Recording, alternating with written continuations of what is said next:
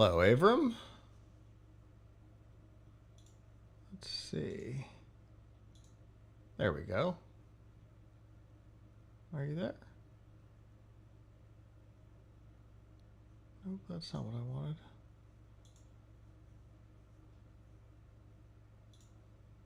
Where am I? I can see you, but I can't currently hear you.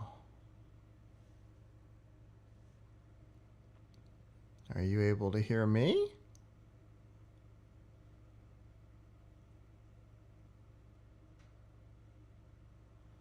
I wonder if I'm doing something wrong. Hello, live viewers. We'll be with you in a few minutes. Hey, I can hear Avram. Okay, I think it was set to this for the microphone instead of this. Got it. Good evening. Hey. All right. Well. Boom. Love the shirt. What I got, what I have left. But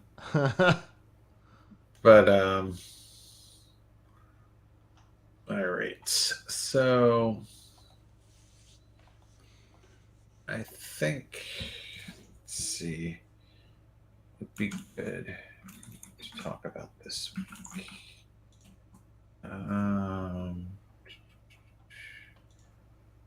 Well,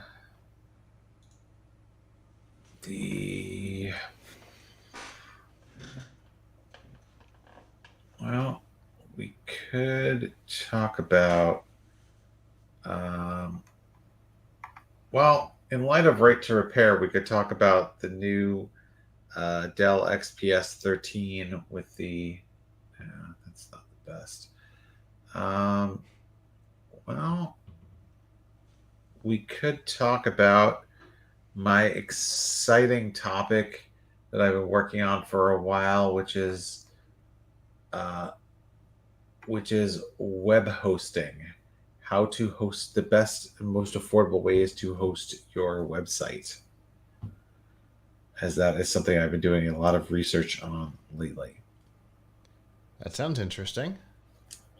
Especially as our story on it. Especially as our host went down just before the show.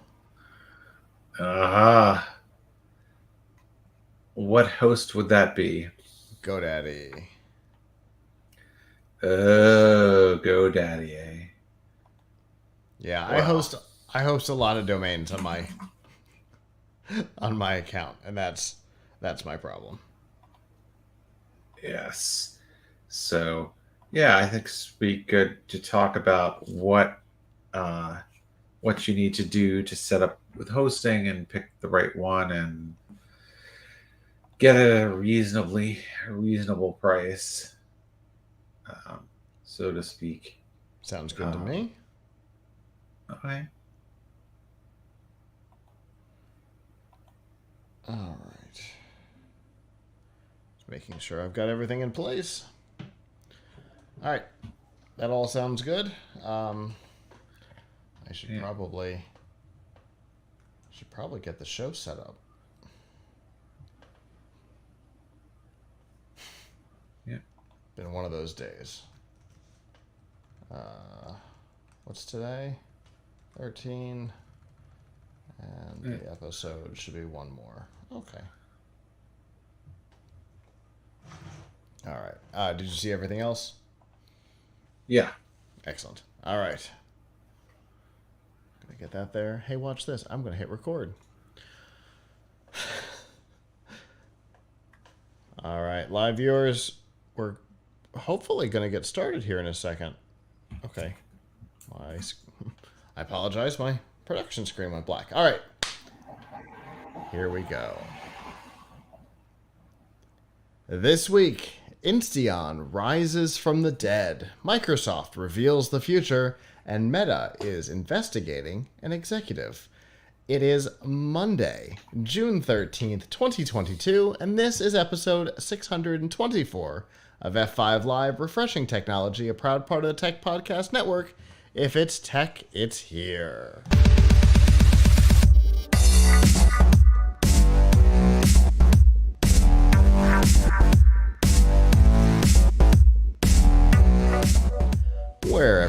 are and however you're accessing our show, whether it be on social media, on Facebook, Twitter, Instagram, or Snapchat, through a podcatcher like Apple Podcasts, Google Podcasts, Amazon Music, Spotify, TuneIn, or a myriad of other options, through our live stream platforms, livestream.com, Twitch, or YouTube, where you can join the community and get ad-free versions of F5 Live and Pilch Point, or on our website, PLUGHITZlive.com. Thank you for making us a part of your day. There are two ways that you can do that. The first is, normally on Sunday nights at 9 p.m. Eastern, you can go to f5live.tv/join us. There you can chat with us in the studio and give us your feedback on the topics as we talk about them. If you're not able to join us live, that's okay. PLUGHITZlive.com/subscribe. There you'll see all of our shows, including F5 Live, Pilch Point, PLUGHITZ Live Presents, and a whole lot more. And of course, you'll find all the ways to watch, listen, and follow along. Okay. For those of you who are watching live, you're probably noticing that we're on a different night. I apologize for that. Many people know that I have a personal connection to Pulse. Yesterday was the anniversary, and I didn't feel like doing a show yesterday. So here we are. We will probably be doing this again next week, as Sunday is Father's Day. We will probably move the show once again to Monday, so as not to distract us or any of you from spending time with your fathers. But with that, Abram, we're back. How are you tonight? Yes. All right. I mean, I'm trying to figure out how I can subtly hint to people who might buy me a Father's Day present to get me some keycaps. If you really, I could actually do a whole segment on this. If you really want to get something cool for your geeky, father, you can get that. You can, if they have a keyboard, you can always get them keycaps. That they can try that, or you can get them filament. Everybody loves filament, although you need a 3D printer for that. But and a filament-based 3D printer at that. Yes, of course. Yes, I actually have a new 3D printer behind me. Astute viewers will notice that I now have two 3D printers behind me when I normally just have one. So I got a new one in the mail. This is the one on the one that's directly behind me, I guess, is the Elegoo Neptune 3, and the one next to it is the old Elegoo Neptune 2.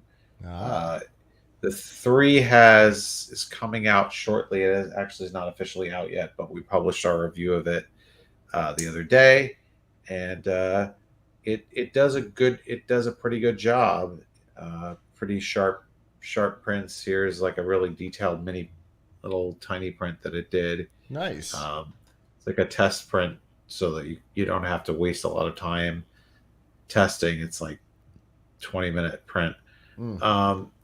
But anyway, so useful. It does auto leveling, which is really important, so you don't have to manually level the bed. It does 16-point auto leveling, so it tests 16 different points on the bed to make sure that it's the right height, and it gets hot enough to use all kinds of filaments, including TPU, which is like rubberized stuff or whatever.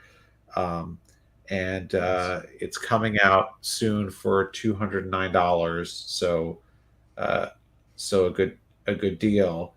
The only beef that I have with both of these printers that I just recently found out is that they don't support.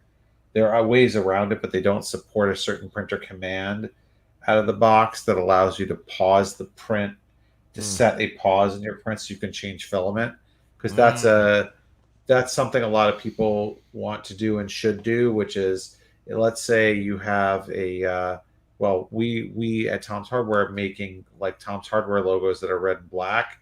So you could have it print like the background in red or black, and then have it stop at the level where the letters are supposed to start, and then you switch the filament and it becomes, the other color. Gotcha. But this doesn't support telling it to pause at a particular layer. So while other printers do, so that's kind of annoying. But anyway, there's supposedly some workarounds for that I'm going to figure out. But anyway, Still a so still a pretty good printer for $209.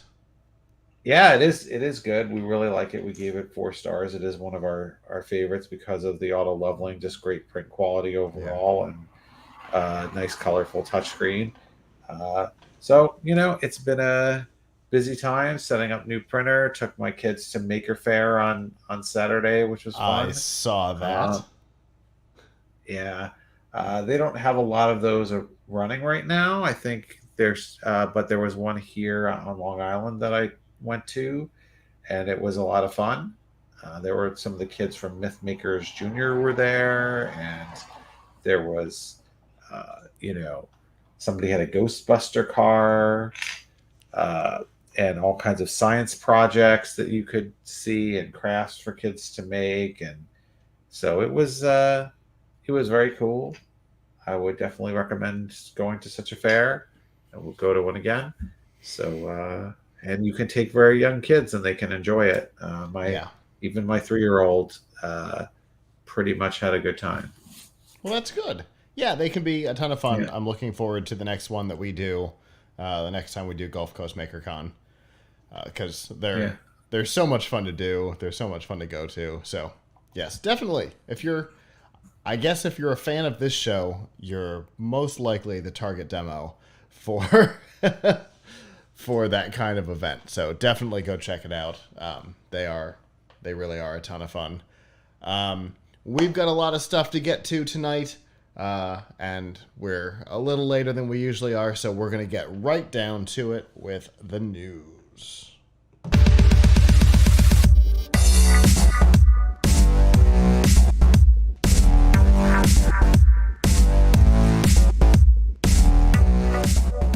This week's Nifty Gifties on F5 Live is probably powered by the Microsoft Store. Whether you're looking for a new laptop, a tablet, desperately seeking an Xbox, new games, or a whole lot more, you can get them at the Microsoft Store. And remember that current students, faculty, parents, and active military can save up to 10% on almost everything. To browse the products and to learn about the discounts, go to f5live.tv/Microsoft. Okay, so a couple weeks ago, we talked about Insteon, a company that has been in the connected home game for a very long time. I've got some products out in mission control right now, from a programming session that we did years ago. A couple weeks ago, they boom vanished with no trace, no mention.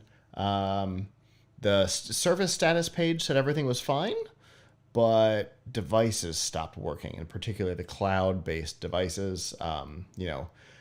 Smart features, things like that, just all of a sudden stopped working. About a day later, the company finally admitted that, yes, they had run out of money and decided to shut down without letting anybody know, which is a really, really crappy thing to do, especially for a service that your home depends on. So they said that they had hoped to find a buyer. They had been working with a buyer that fell apart at the last minute, which is why they ended up closing without telling anybody. Not a good excuse, but it is what it is. Then this week, something interesting happened. The devices started working again. Again, with no communication from the company. Just all of a sudden, hub features, those cloud features, schedules, all of those things started working again. People didn't receive any emails or anything. Their devices just started working. The app started working again. And when people tried to get information, once again, they didn't hear anything. But this time, it's for a good reason. Here's what happened. A small group of dedicated Insteon users bought the company. They went and bought the company. They received it in phases. Essentially, as the company was able to release bits to them, they did. And the first thing that they asked for was access to the servers. They wanted to get the actual system back up and running before they got access to the email system, the customer database, any of that stuff. The first thing they asked for was the servers because they wanted customers' devices to be back up and running as soon as possible. And then they got access to the customer list and the email server, which is when they then sent out an email and published a blog post. They received control over the domain last. So they put up a blog post from the new CEO of the company, Ken Fairbanks, who was, I believe, an engineer for the company from like 2007 to 2011-ish. In the blog post, he said, small group of dedicated users. We've bought the company. We waited to let everybody know because we didn't have access to things. So as of right now, we have no further information than that, which in and of itself is a little concerning because Insteon shut down because they've ran out of money. So is this new group going to face the same trouble? Mayhaps. It depends on whether it was incompetence or greed or laziness that drove the previous owners into trouble, or if it was simply that this particular business is unsustainable. I suppose we'll find out pretty soon. If they were that close to having the lights turned off, the new owners will find out soon if it was a bad investment. But I can't imagine that it was, or they wouldn't have done it, right? I don't know about that. That's true. We, not to change the subject too much, but a certain world's wealthiest man wanted to buy a certain social media network, not because it would make good business sense. True. And just because he wanted it for whatever reasons, that he wanted to be able to say things on it or get his friends or people that he agreed with to say things on it. And now, the same world's wealthiest man seems to want to get out of that deal because it's turning out to be worse and worse business every day. Yeah. So I don't think we should assume that people always buy companies for rational. Fair enough.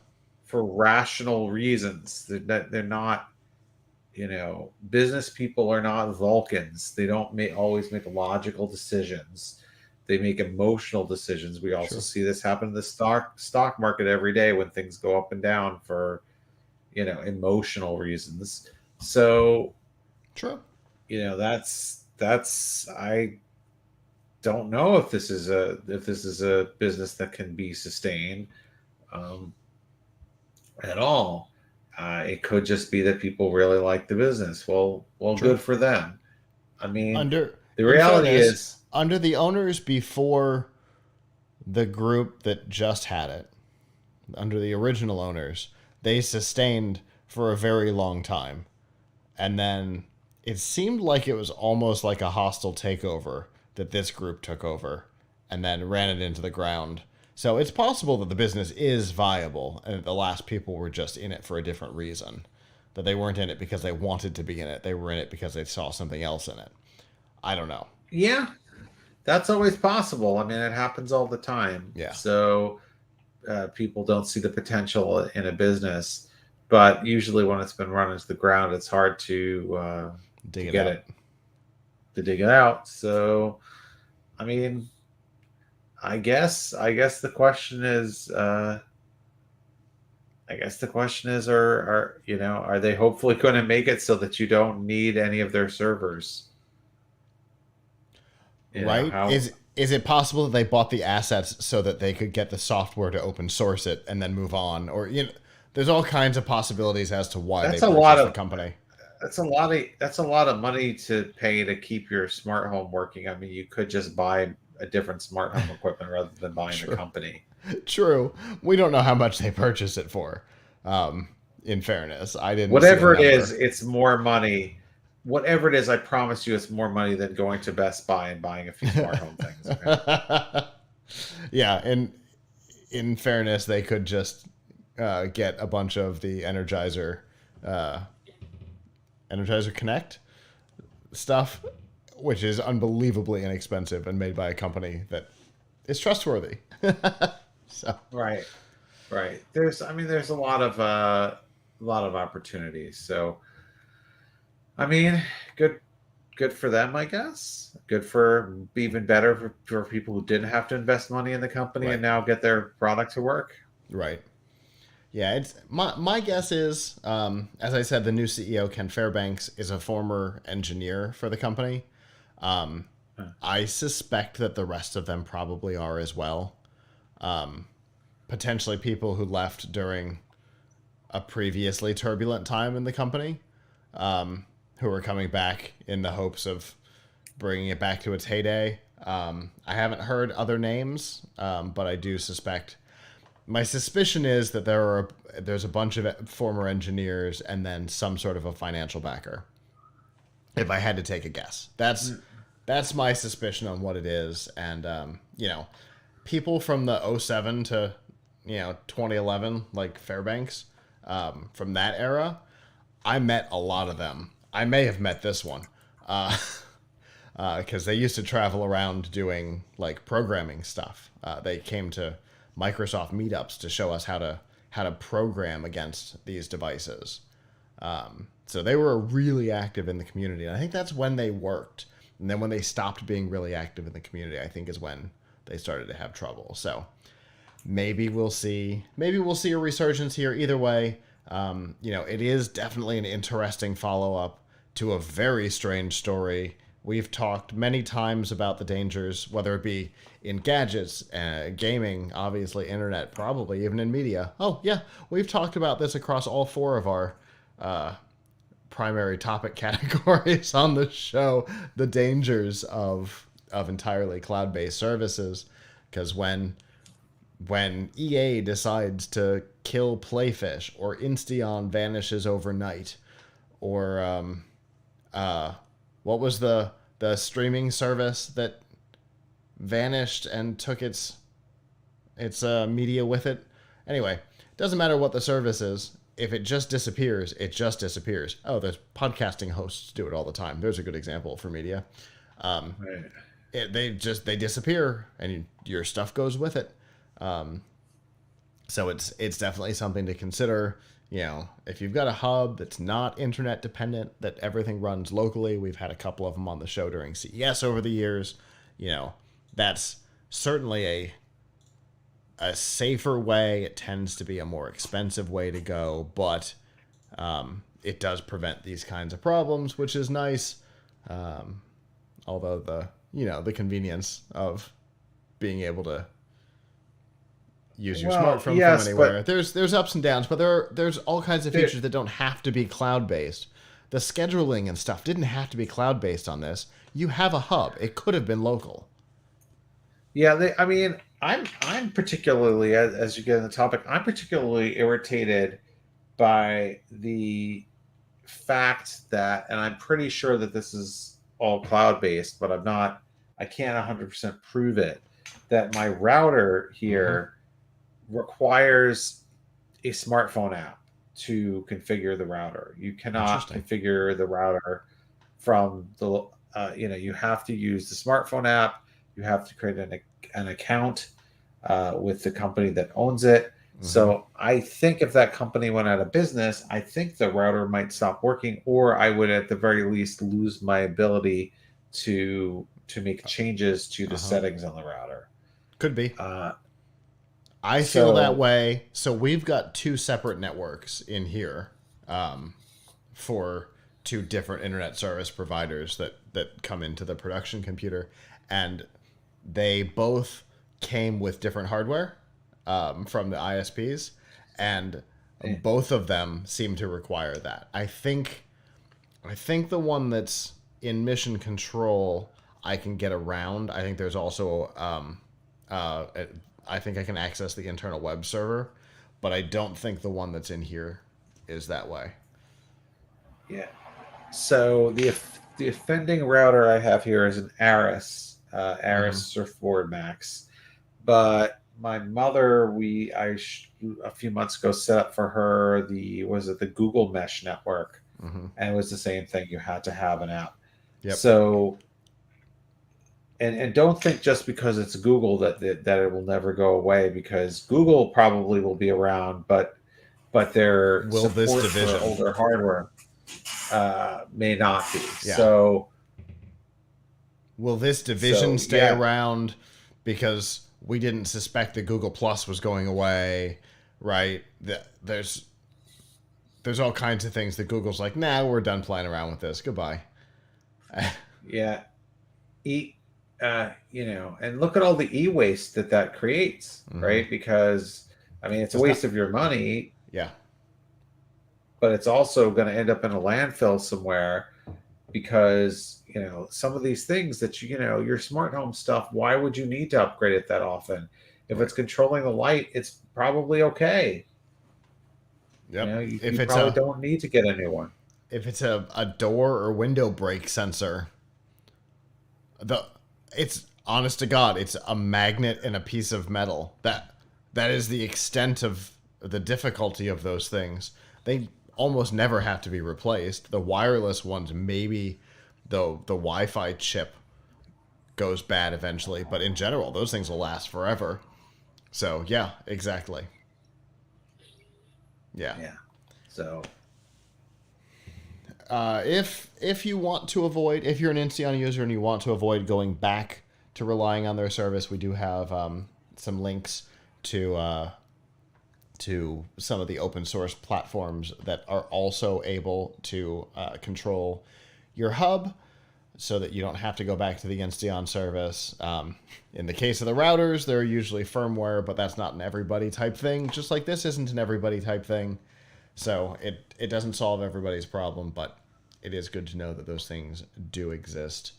And of course, if you have additional questions, you can always reach out on these topics. We love to help.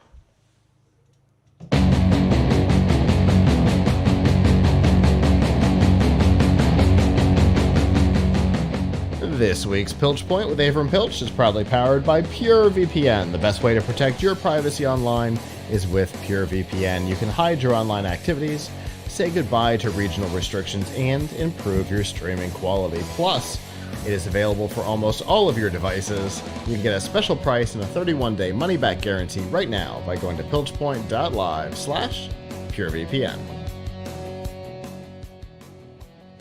All right, Avram. What have you got for us tonight? so speaking of cloud services that we were just talking about, I want to talk about a cloud service that if you want to be in business on the internet, you want to have a presence on the internet, you want to publish on the internet, you will need to pay for as a cloud service. I mean, if you want to have a website, you probably don't want to spend the time and money to set up a server in your house or in your office or in your own data center. I mean, more power to you if you'd like to do that.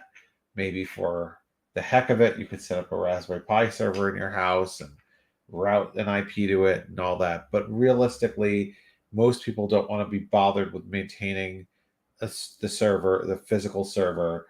When it's time to host a website, they go to publish website, they go and they pick web hosting. So I've been doing some research on this because we're putting out some an articles shortly about how to find the best price on the best value on web hosting. And it's important to note that there are five main types of hosting available, and you should decide first which one you want. So, the cheapest and most probably talked about is shared web hosting. Uh, Shared web hosting starts at about $2 or $3 a month, depending on what company you're using. Uh, DreamHost now has a starting plan that's just $2 a month. I should note that a lot of these uh, a lot of these rates are only available at all these different hosting services if you buy 2, 3, or 4 years at once. So if it's $2 a month, they might want 36 months worth of payments up front. But that, if you feel decent about your choice, that's probably your and you can afford it. That's to lay that money out now. That is absolutely your best bet. Although at the end of that term, the price may go up quite a bit, sort of like cable, right? Um, so share a shared plan. That is when you have an account, you have it on a server somewhere, but you don't know how many other people also have accounts on that same server as you. It could be quite a few, and you aren't really guaranteed, and you don't have administrative rights to install software or to probably do things like run scripts that would take a really long time. You can run scripts, but they may not be able to, they may time out after a certain amount of time, like 20 minutes or something. So, you're getting probably less reliability, less speed, less control, and and it can be quite limited depending on which plan you get. You can get plans that are $2, $5, $10, maybe at the max. And the main things that you'll look for to differentiate are how much storage space you get, uh, things like any limits on the database side, and how many domains you can host under one account. The starter plans that are $2 and $3 are usually giving you only a single domain that you can host, versus if you have 5 domains, you could create 5 websites with some of the slightly more expensive plans. Now, one thing I will say is that I don't. Some of these services will register a domain for you as part of your sign up, but I recommend against that. I would recommend using one of a couple of registrar services to register your domains, and not to use them for the same service for hosting.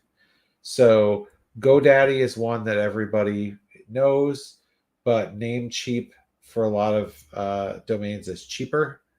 Um, and there are several others out there.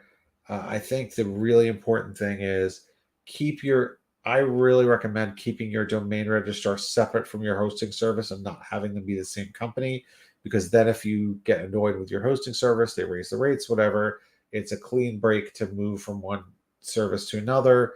Whereas if you have your domain be part of your hosting plan, then you may have to pay, you may have a harder time moving hosts because it's tied to the plan that you have, and maybe you can keep it, but you have to pay more for the registration because you're no longer have a hosting service with that company. So my advice is try keep them separated.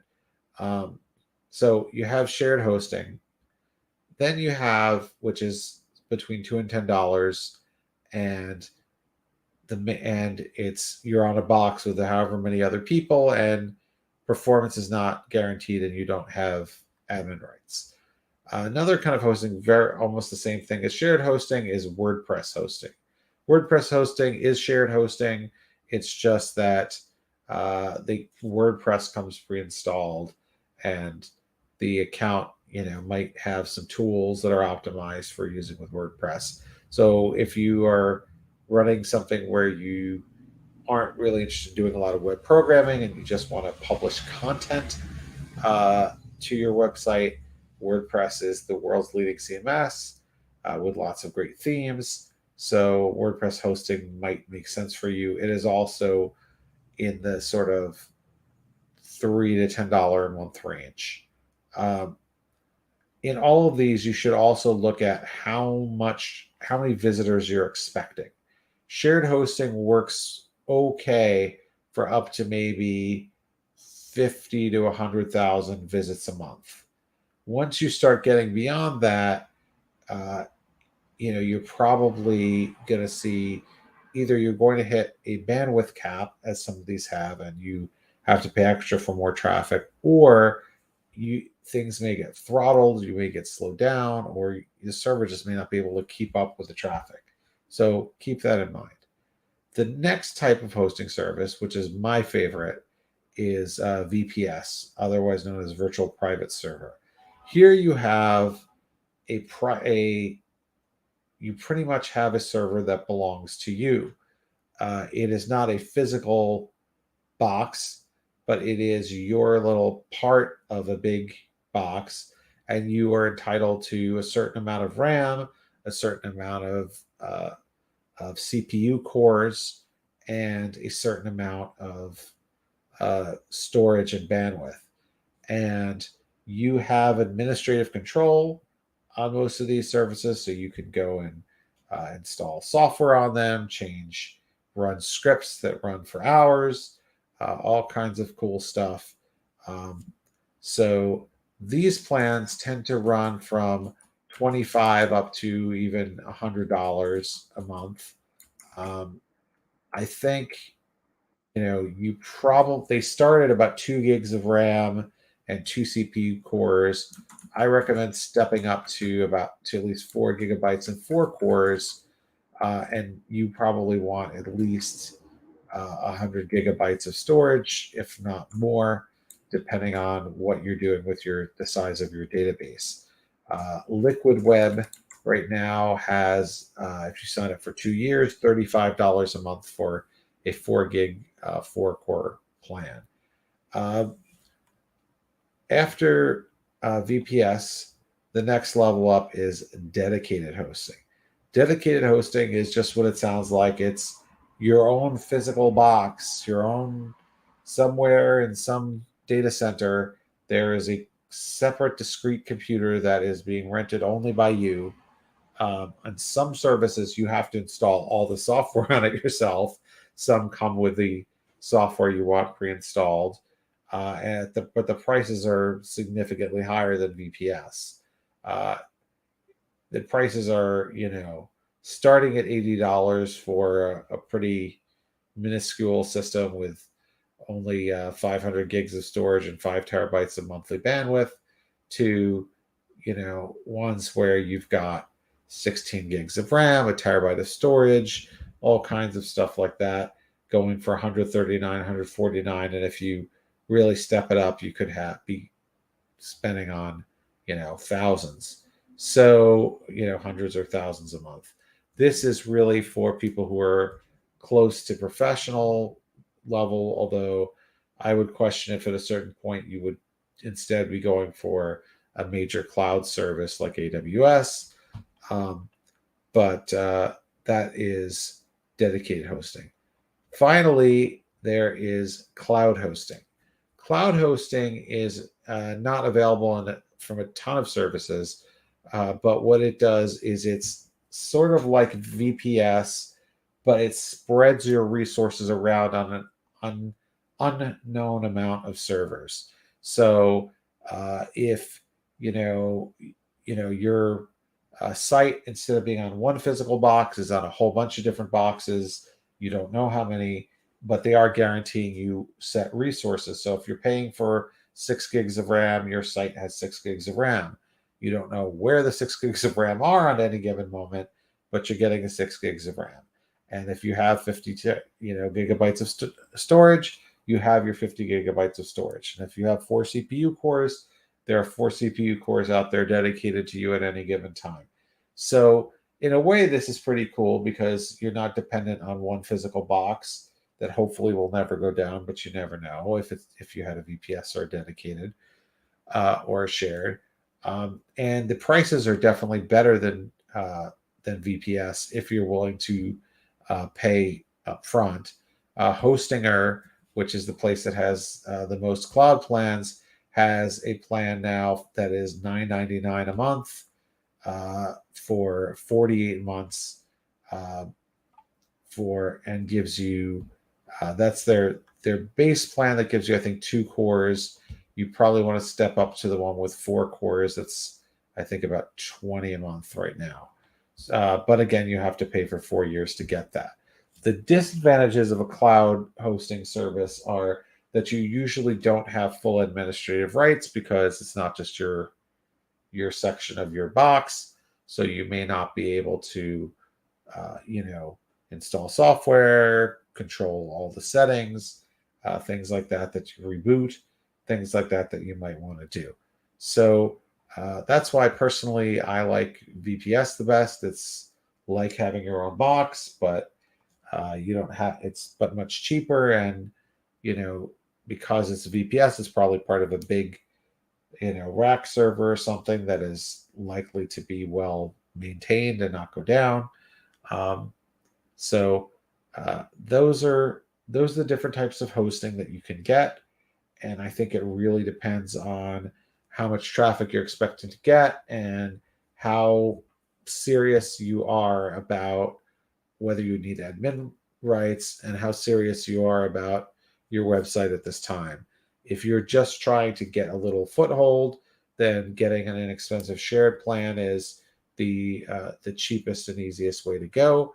If you're trying to do something somewhat serious, then cloud or VPS are the way to go. Uh, Dedicated seems like it's not worth it to me in a world where maybe if you become a big enough business, you're probably getting a special plan that's many, many boxes. But what do you think, Scott? What do you use for hosting? So we have several hosts depending on what we're doing. All of our media is stored at a service called Wasabi. That's a cloud storage host similar to, in fact, the protocol is the same as the AWS S3 protocol, which is what all the cloud storages use at this point. We do all of our PHP, our Linux-based stuff over at GoDaddy, and all of our Microsoft-based stuff over at Azure. Although, the stuff that's happening over at Azure, even on Linux, I mean, they've even got a free tier at this point for like development, which is pretty cool. But only on Linux. But can you get Attach free a domain? hosting of a No. domain? Yeah, so not quite Which is running a website. right, which is why it's for development. So while you're building it, you can have the one you're messing with there, and then publish the final one over to GoDaddy or wherever you're hosting. Right. By the way, one thing I didn't mention in all this is 95% of these plans, if more, maybe more like 99% of these plans, are only available as Linux, not Windows. It seems that for the money, you get a lot more with Linux, and so a lot of these hosting services either don't offer Windows hosting, or if they do, they charge extra for it. Mm-hmm. Yeah, when it costs per license for Windows Server. Right. So. I mean, so I think for most people, I would recommend that they don't go out of their way to get Windows. They use Linux. Yeah, especially now, For their hosting. at this point, you can run IIS on a Linux box. So you can even run, ASP, the Microsoft web stuff over on a Linux box now, which is crazy. Right. So, it's so I think the big thing is, really I suggest not having your host and your domain at the same company, and I guess be willing to pay for a few years up front because you get a lot better deal that way. Mm-hmm. Yeah, that makes sense. And I'm just going to throw that out there because a good friend of the show, if you are signing up for GoDaddy for either a domain or for hosting, geeknewscentral.com/GoDaddy, they give him the best promo codes in the industry. Cool. They've been a sponsor of his for like 17 years or something. He gets the best promo codes. They don't give them to anybody else. I mean, I haven't had any I haven't used GoDaddy hosting, but GoDaddy for as a domain registrar has been perfectly good. I've used Hmm. it for many years. Yeah, it and especially when you get one of his promo codes, a domain can be almost free. Oh wow! So, But especially always if you're new watch what to the it. renewal fee is. Yeah.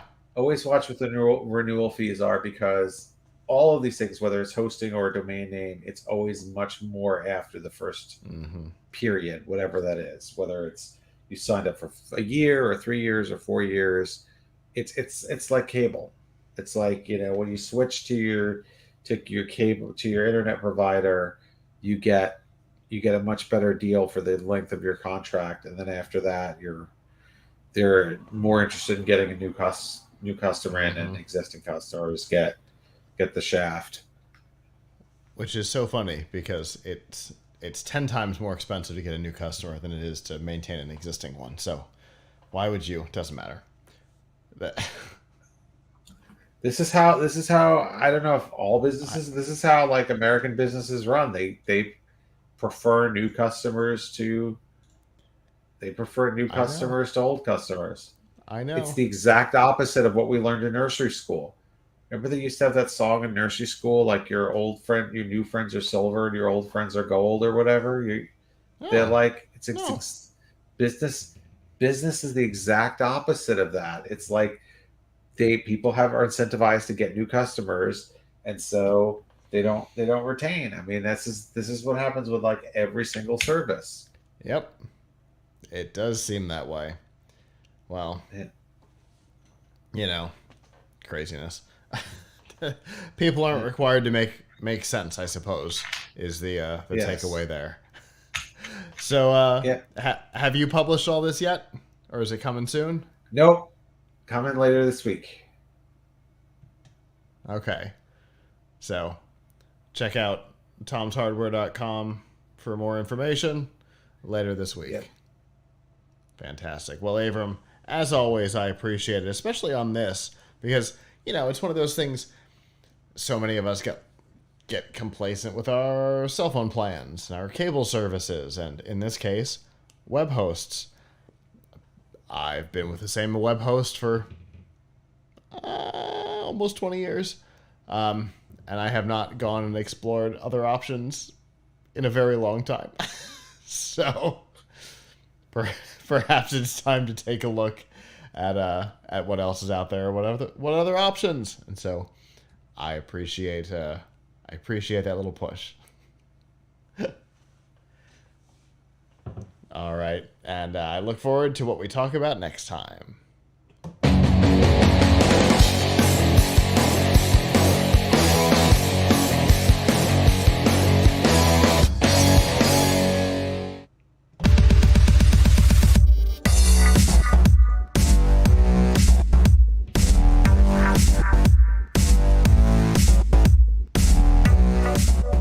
This week's Extra Life on F5 Live is proudly powered by EXA. EXA brings the latest technology to gamers, offering the most immersive products for the ultimate gaming experience. They've compiled the best elements like ENC Tech, the latest in Bluetooth 5.0, 7.1 surround, plus extra features like dual mics, low latency, all into their headsets for the best gaming experience. And they've got headsets for Xbox, PlayStation, Switch, and PC that won't break the bank. Learn more about the headsets that are available and any current promotions that are going on by going to f5live.tv/exa.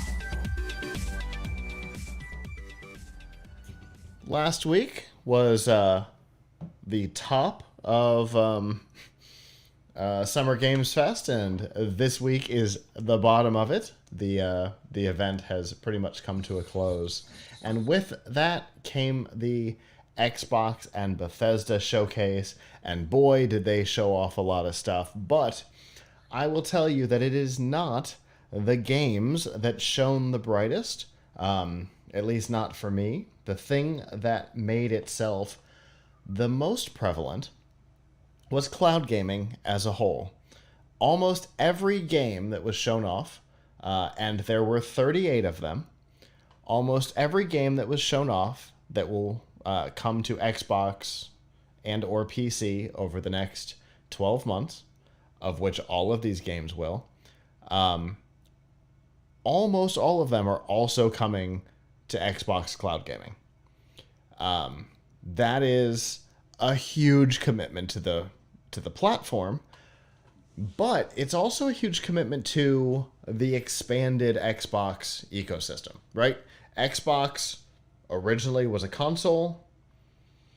Steve Ballmer expanded it too far, but brought the Xbox brand into the PC.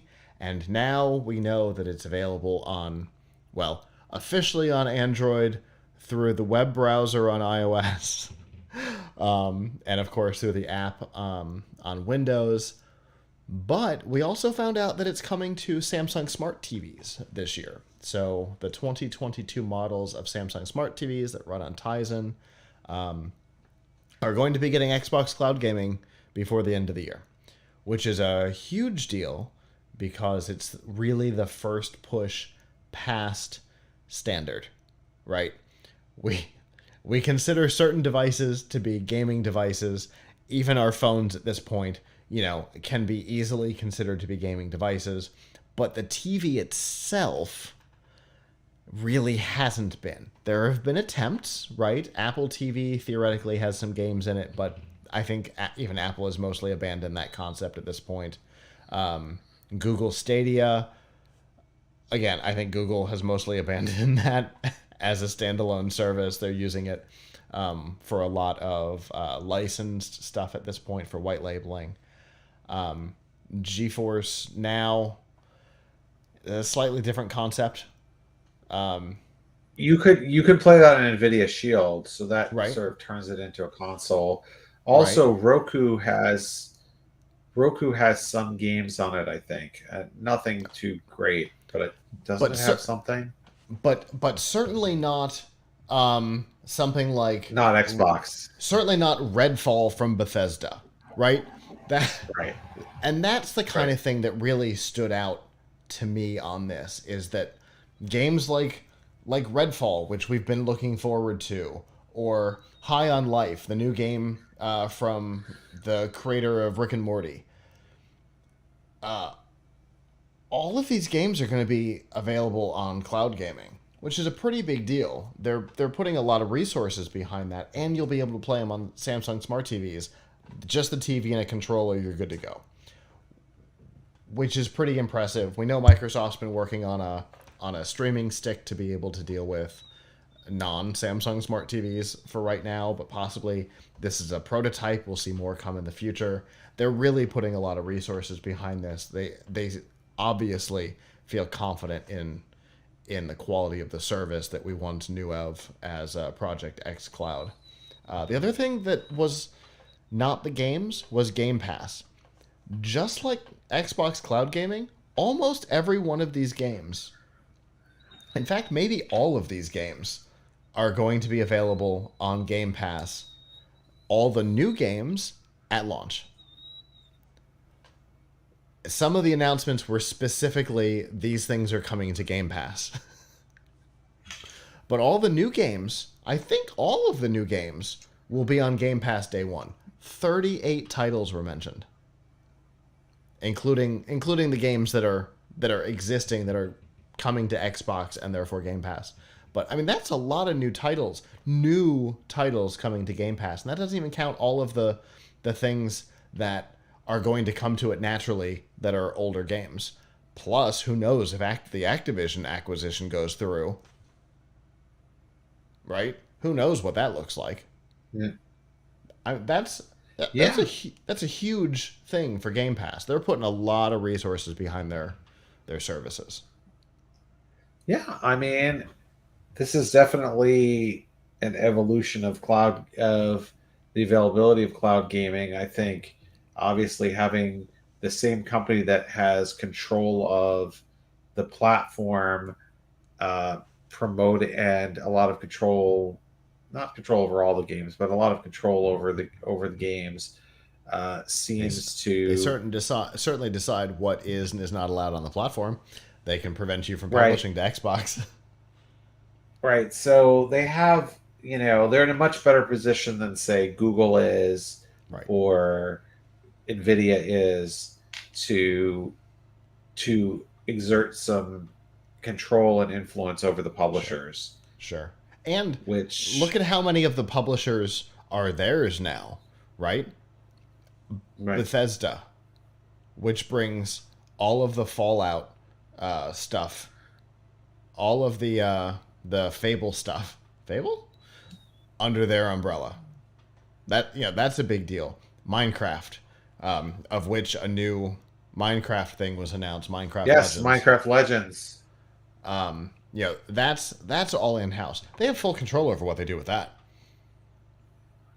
Right, exactly. So they could decide to put that on game on And the new Minecraft and on Game Pass. and all first party titles, Microsoft made this commitment. All first party titles will be Game Pass day one. And they made So that why would you commitment buy like a them? year ago. Exactly. And so So is there's so I did the math on exactly that. Why would you buy them? 38 titles were announced during this presentation. If you were to purchase all of them, assuming that all of them are AAA titles and will sell for $60, it's $2,280, I believe. It might be 2,200. Yeah, 2,280 to purchase them, or $180 for Ultimate, which comes with Xbox and PC plus cloud gaming. what if you only wanted to play like 3 games? It comes Then out it may not. then it comes out even. Right. So if they're three AAA games, if you want to play Minecraft, however, that's $20. So Mm-hmm. not quite. Mm-hmm. I don't know what Minecraft Legends will cost, but Right. Minecraft regular, I think, is $20. Right. So you do have to, if you're someone whose kid just wants to play Minecraft, I don't think you need to get this. But if Sure. Sure. you have to actually want to play a few games. Mm-hmm.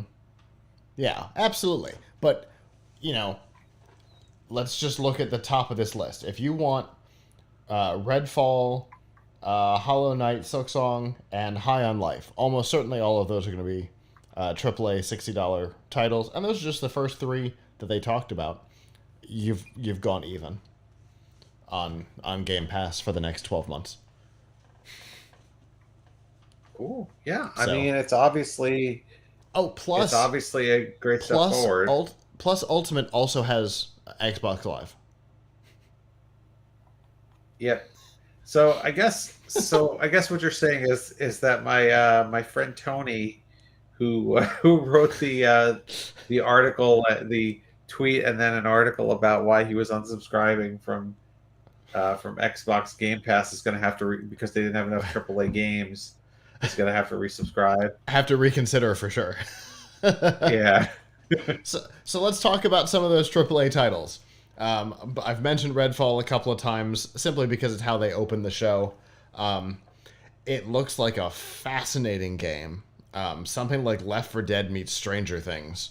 A 4-player co-op, but instead of zombies, you're fighting vampires, and instead of jumping around the country, ish, which is kind of what happens in the Left 4 Dead titles, you're stuck on an island. But it's very Left 4 Dead in a really interesting way.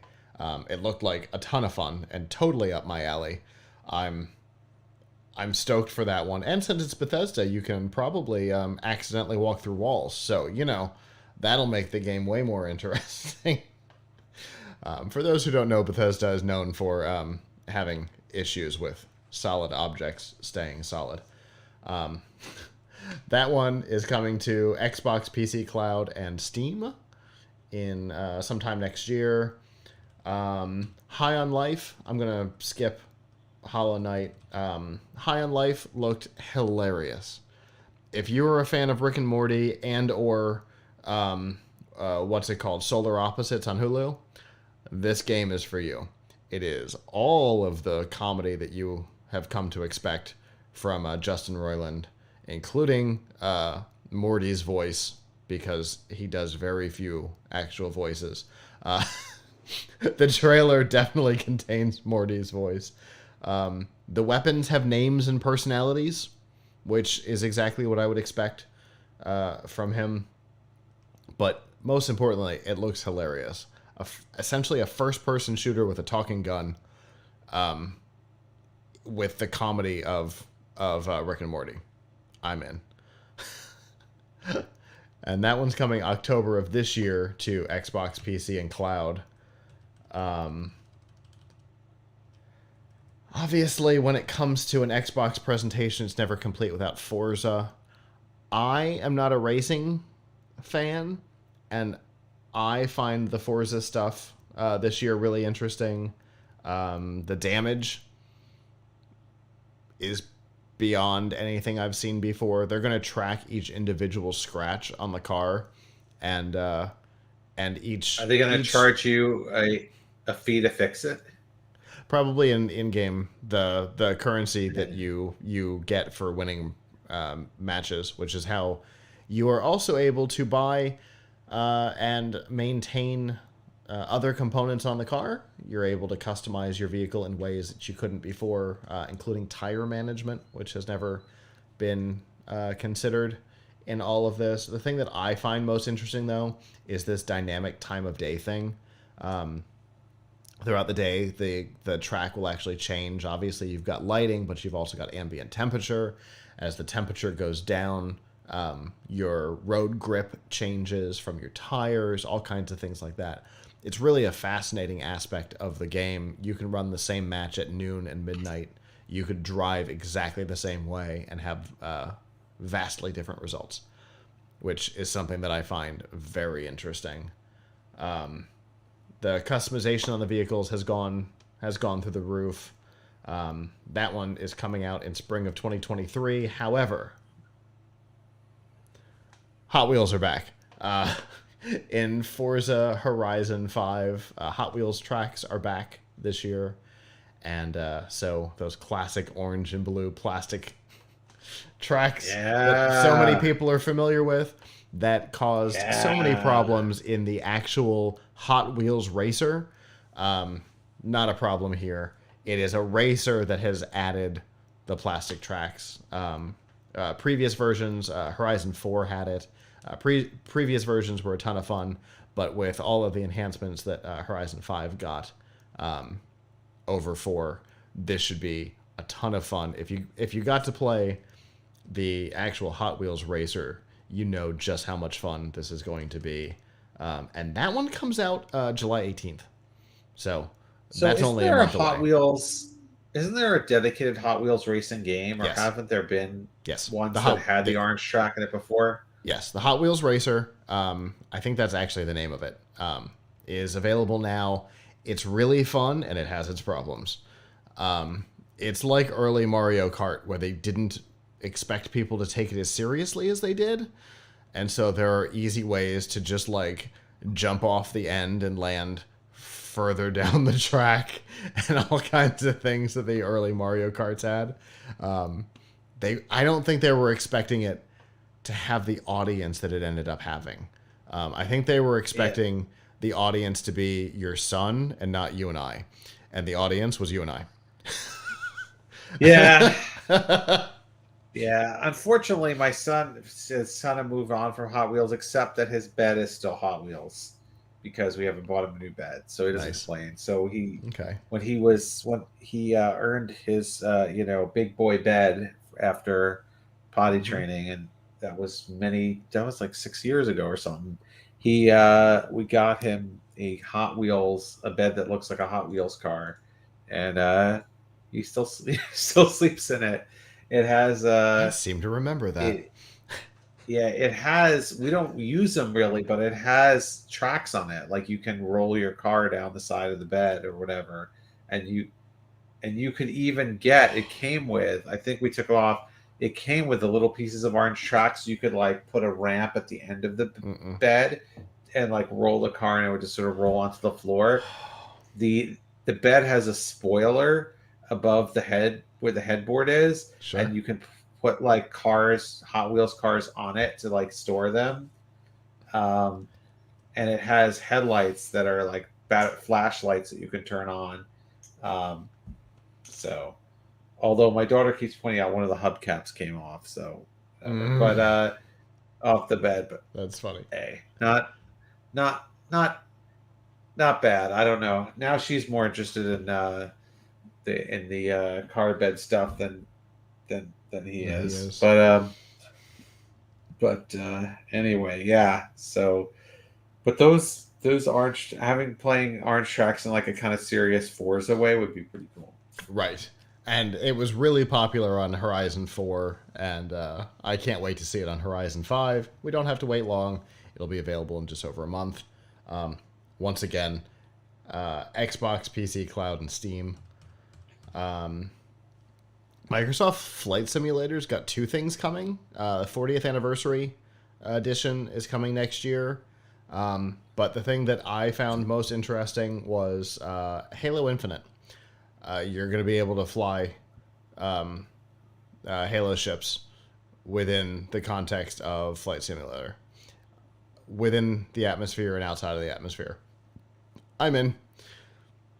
That's good enough for me. And if that is as interesting to you as it is to me, good news, available now. And it's a free add-on. If you have purchased the game, it's a free add-on. And if you're a Game Pass member, obviously, add-ons are free. That's what Game Pass is all about. So, go play. If you like turn-based strategies, Ara History Untold looks really interesting. It looks like a really souped-up Age of Empires or Civilization. Graphics are really high quality. Looks like a lot of fun. There's an insider program, which definitely suggests that it's from inside, like directly inside Microsoft Studios, because they used the term insider program. So that's available now. The game is coming eventually. It sounds a lot like Grounded. Here's a preview. The game will happen at some point. Speaking of, Grounded. The final game is finally coming out this year, which is exciting. It looks like a significantly bigger game than what the preview had suggested, which I'm excited about because I enjoyed the preview.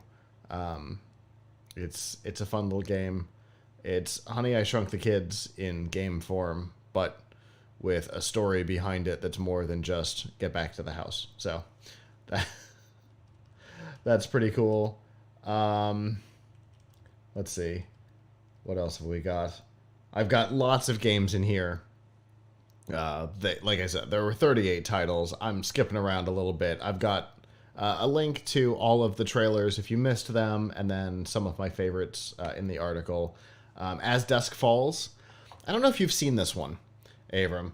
As Dusk Falls looks like you're playing a comic book. It's very interesting. I don't know if the entire game plays the way the trailer plays, but if so, they're taking a huge risk. They're taking a Mirror's Edge level huge risk on switching up gameplay and doing something unique.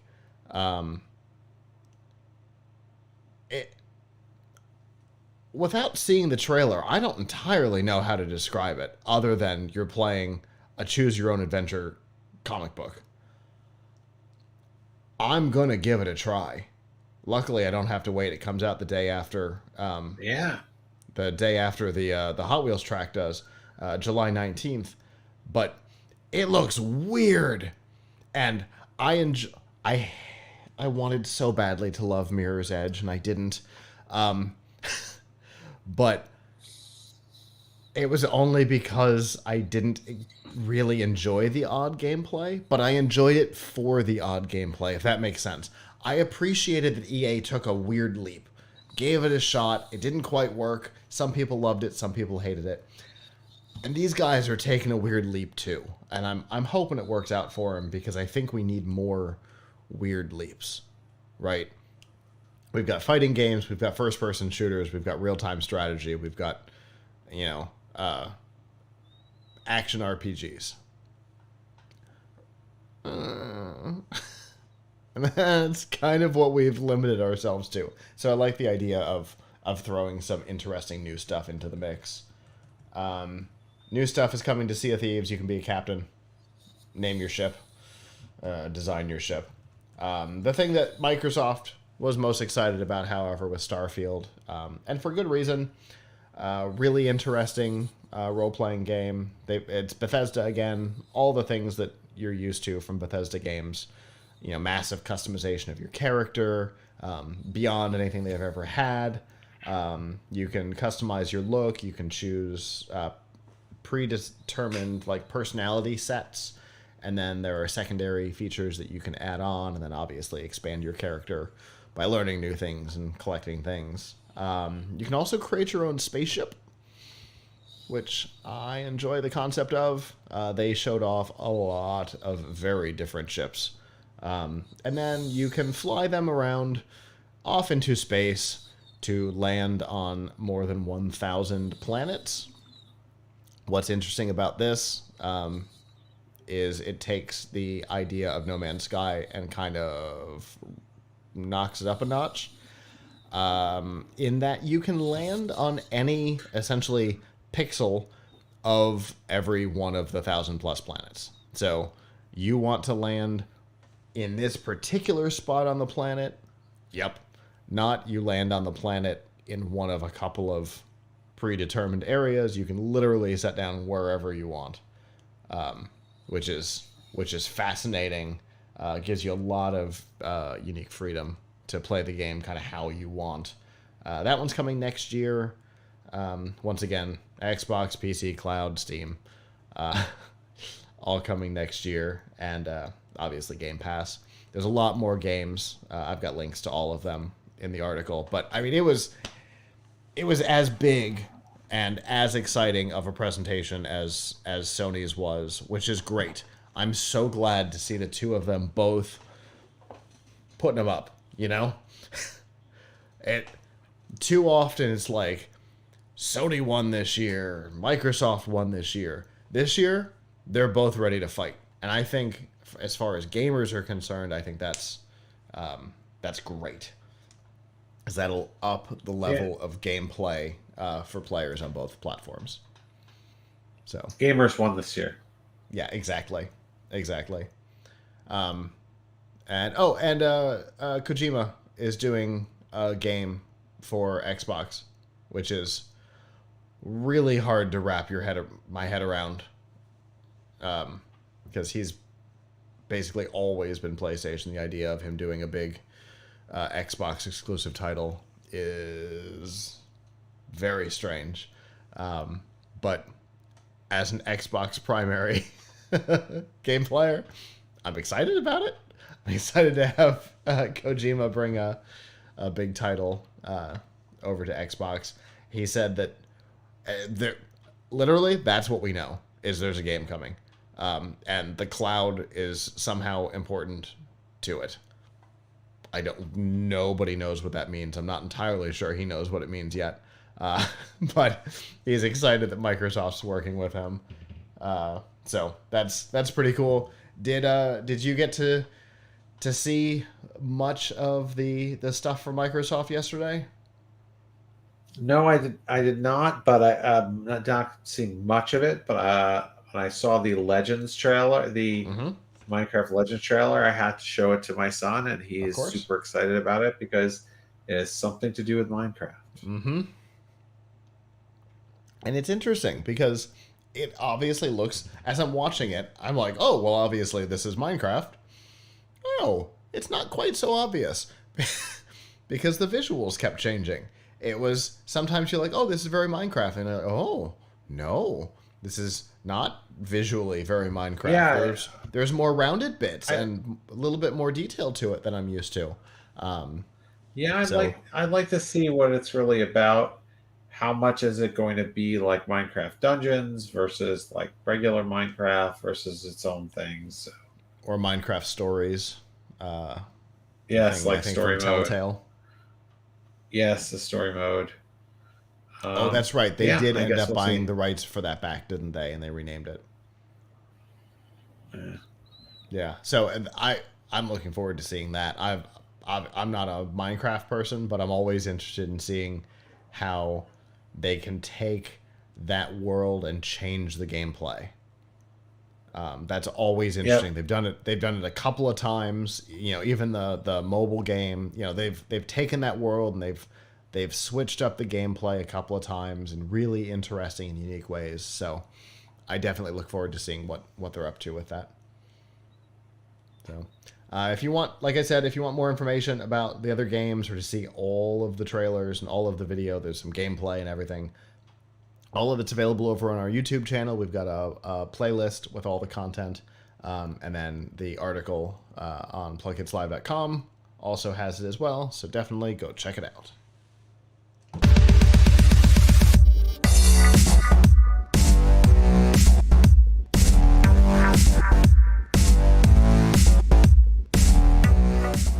This week's news from the tubes and F5 Live is proudly powered by Malwarebytes. Whether you use a PC, a Mac, or a mobile device, Malwarebytes Premium is the company's strongest protection ever. It fights threats that traditional antivirus software can't stop, and it actively blocks threats like Trojans and spyware, exploits, bots, and a whole lot more. You can use your computer and mobile device with confidence and peace of mind. To learn more and to get a special price right now, go to f5live.tv/malwarebytes.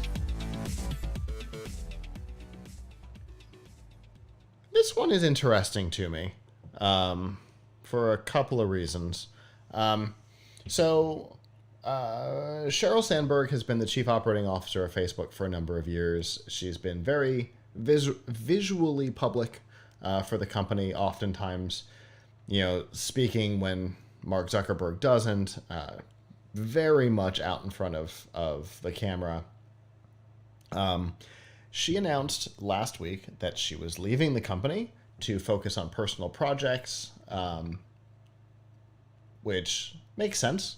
Again, she's had the job for quite a while. The company is changing. It's not Facebook anymore. It's Meta. They're focusing on the metaverse. The operations of the organization are changing. If you're gonna make a change in your job, now would be a good time if you're the chief operating officer. You're like, you know what? We're going in a different direction. Time for somebody new to take over. Totally get it. Then we find out something interesting this week, that she's being investigated by the company for using corporate resources for personal projects, in particular, employees. She may have even used corporate employees on the company dime to plan and work her wedding, which seems like a terrible idea to me. Mark Hurd got fired from HP for way less than that. So it's interesting timing. Makes you wonder if there's more going on. But I guess, why would somebody so public, Abram? Why would somebody as public as the chief operating officer, the person who's more in front of the camera even than the CEO, why do you think that they would possibly do something that obviously was going to be found out and become a scandal? Obviously going to be found out. Fair enough. I mean, Facebook knows what you had for lunch. Facebook knows everything about everybody in a really creepy way. If a company's going to figure it out, it's going to be Facebook, it seems to me. okay, but I think the question is, was Facebook actually identifying, like trying to investigate its own COO, or is Facebook just responding to external criticism and complaints? Could be. And I mean, it seems doubtful to me. The rule of the rule with corporate HR and whatever is, it doesn't work for you, it works for the company, right? Mm-hmm. So who in this case is the company? Sheryl Sandberg, and Sheryl Sandberg is, in large part I mean, it's not just her; it's her and Zuckerberg, but like are the company. Yeah, the So, dynamic duo. so if unless he's upset with her using her employees to do personal stuff, like who's to stop her? Sure. You know, I can't speak to what happened with Mark Hurd at HP. I mean, could it just be that people didn't like some of his other decisions? Could be. Uh, but Or it could be one of those things where the thing that he was up to was discovered by people outside of and reported on, and that's because I think that's actually what right, happened there. The thing that he was doing that was inappropriate was found out outside, reported on, and then the company had to respond to it.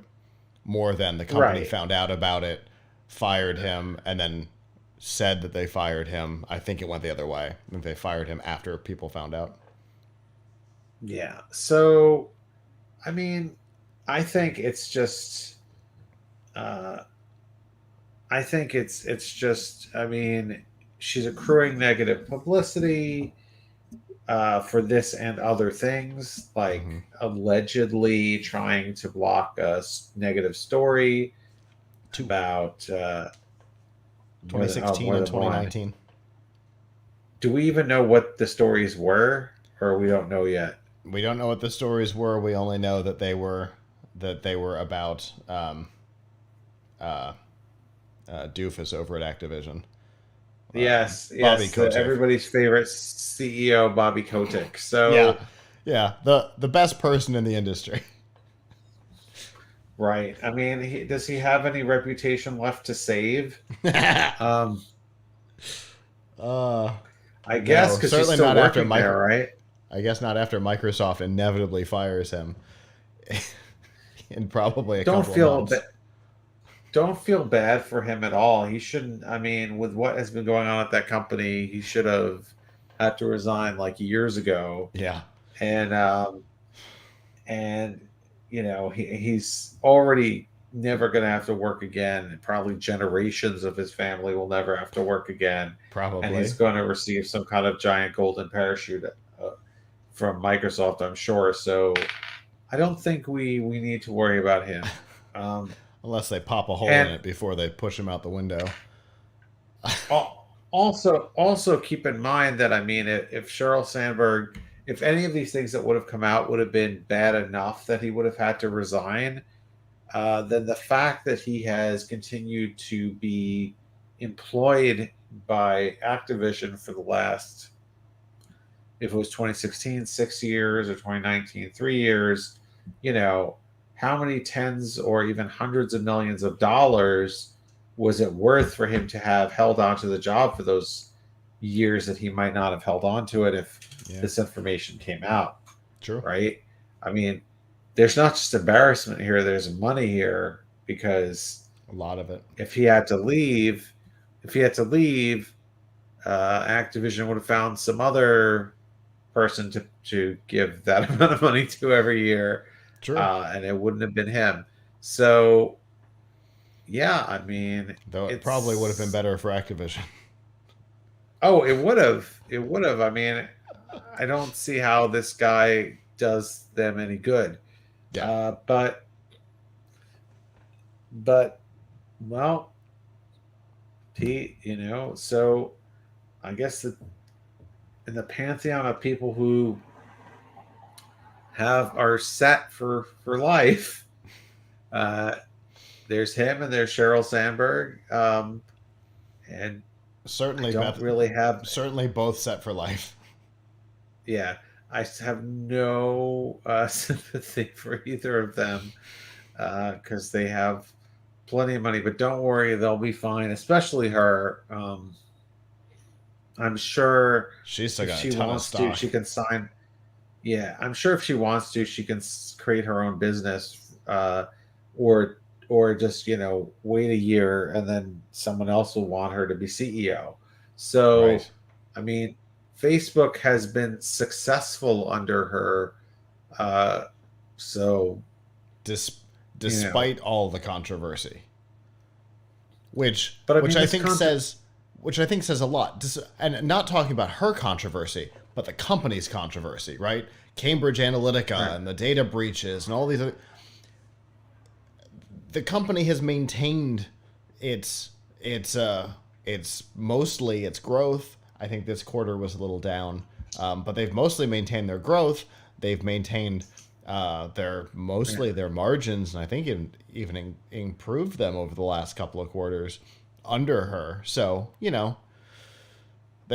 somebody's going to want her at some point. Even if these things turn out to be 100% true, somebody's going to want her at some point. Well, she wasn't accused of embezzle.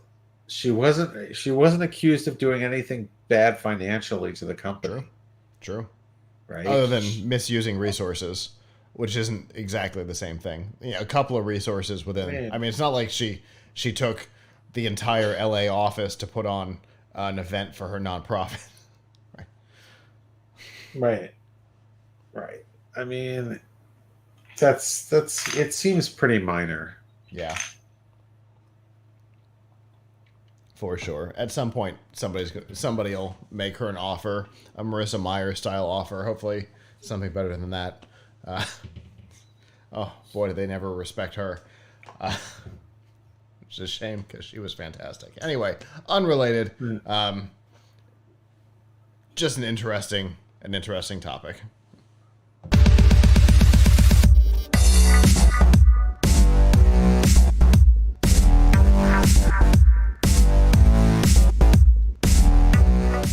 This week's DRM, not included in F5 Live, is proudly powered by Amazon Prime. You get free shipping, but there's a whole lot more. You get free music with Amazon Prime Music, free TV, movies, and documentaries with Amazon Prime Video, free games, and a free Twitch subscription to support the content creator of your choice with Amazon Prime Gaming, and more than that. To learn more, to get a 30-day free trial if you're not a subscriber, and to get quick links to these features and more, you can go to f5live.tv/prime.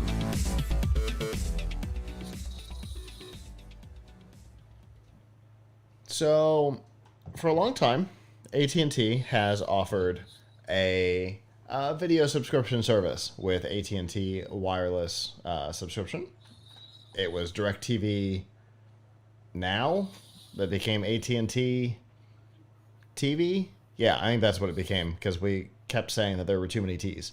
And then they started offering HBO. Was it Go at the time? And then it switched to HBO Max. But for a long time, they've offered video services. They're not the only ones to do it. T-Mobile used to offer Netflix and now has Apple TV Plus. Maybe also still has Netflix. Sprint offered Hulu. Verizon is offering something. I don't know. Disney Plus. But AT&T will no longer be offering a video subscription service along with its plan, partially because they have spun off or sold off both DirecTV and Warner Media that owns HBO Max. DirecTV is its own company now. Warner Media is now owned by Discovery. So they don't have a whole lot of incentive there, right? In the past, part of the promotion was because they were desperately trying to get more subscribers for DirecTV Now. So the numbers look better. HBO Max, they never really had to do that with because people actually care about that service. But they don't own it, so they don't care that much anymore. But what's interesting is they're not changing it to something else. They have replaced it with 10 extra gigs of mobile hotspot, which I find really, really interesting. They do offer 6 months of Google Stadia, which we mentioned earlier. Even gamers don't really care about. And 6 months of NVIDIA GeForce Now, which gamers do kind of care about. But I don't know. I got 2 questions for you, Avram. A, do you think that these come along free type things are the kind of thing that sways anybody's cellular decision? And B, if so, is gaming enough of a sway over something like Netflix?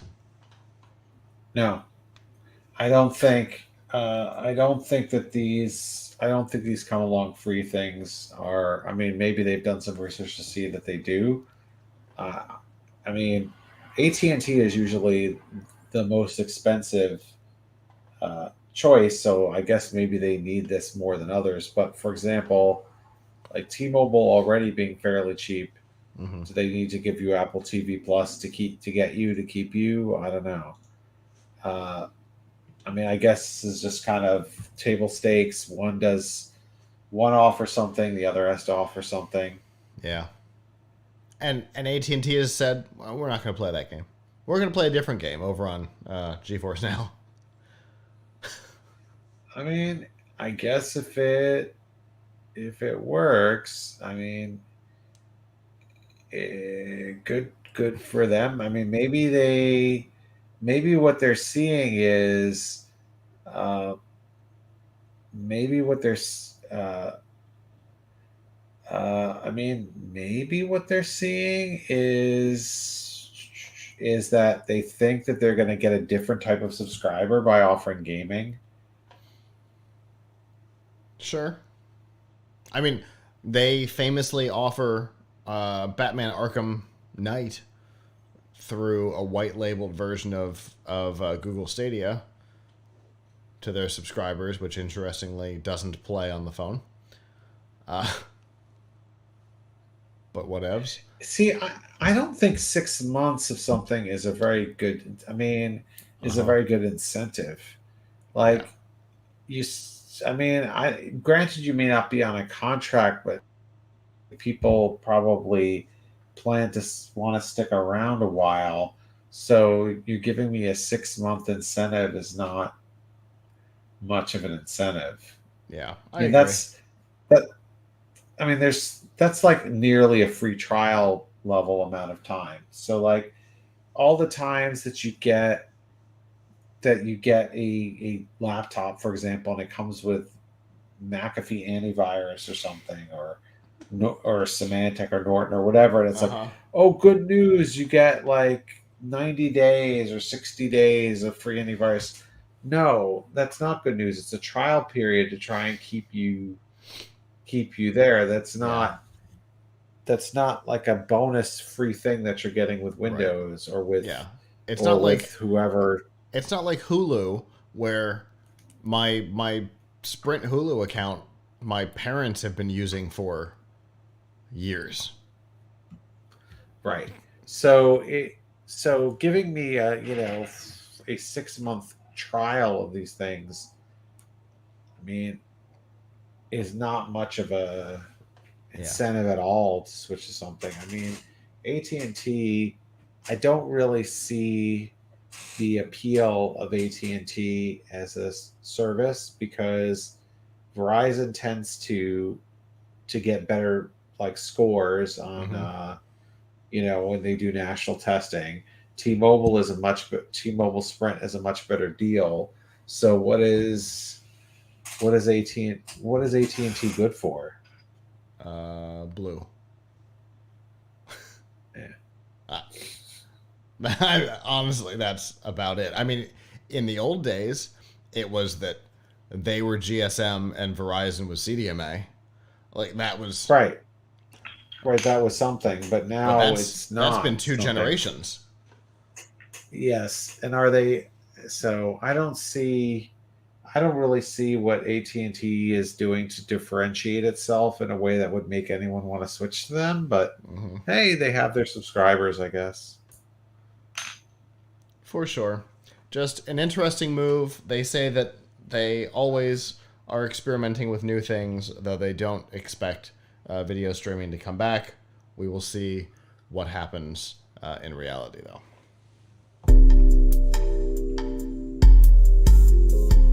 That is our show. Thank you to those of you who joined us live. We always appreciate it. If you didn't and would like to in the future, Sunday nights at 9 p.m. Eastern, you can go to f5live.tv/join us. This week was different. Next week will be different because of Father's Day. But in general, Sunday nights at 9 p.m. Eastern. If you can't join us live, that's okay as well. You can always go to PLUGHITZLive.com/subscribe. There you'll see all of our shows, F5 Live, Pilch Point, PLUGHITZ Live Presents, and a whole lot more, and all the ways that you can watch, listen, and follow along. Like I said, next week we will be on a different night because of Father's Day.